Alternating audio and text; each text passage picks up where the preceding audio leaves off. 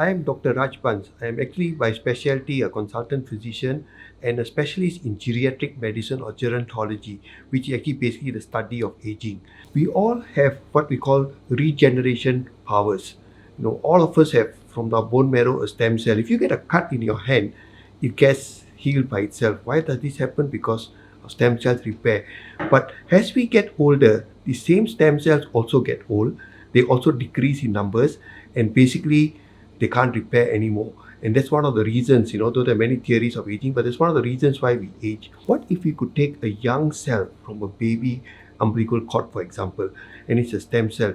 We take this cell and we cultivate and make it into millions of cells. And then we take this cell and inject into someone who is older. Now, imagine someone who is 40, 50, 60, 70 years old, whose own cells are old, but now he gets young, cells from a young person, and now this will go into your body and this will go everywhere and regenerate your organs. There is definitely some benefit in using regenerative stem cell therapies. Of course, I must say you must combine it with lifestyle.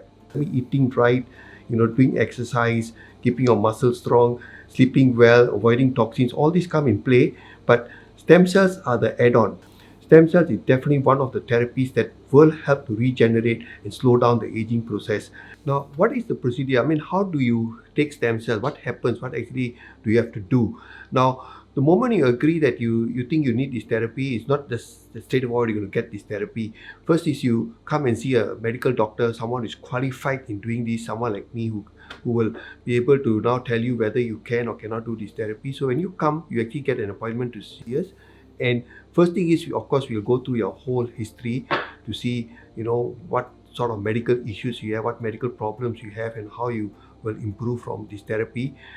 Second, of course, an examination will be done to make sure, like for example, you look at your blood pressure, check, make sure your heart, everything is normal, and then actually do a full medical checkup. That means you do actually a full blood profile, and including some of the things we'll look at is basically all your organ functions and also your cancer markers, because we don't need to have something that's already going on and then you're not going to get benefit from the stem cells. We want you to get that treated first. So once that is done and if everything is okay, that means you're ready for the procedure, then appointment will be made. And what I normally suggest is that maybe the day before that, sleep early, have a healthy diet, take a lot of vegetables and fruits, avoid too much of heavy meals like carbohydrates and meat. And then on the day of the procedure, it's a very simple procedure.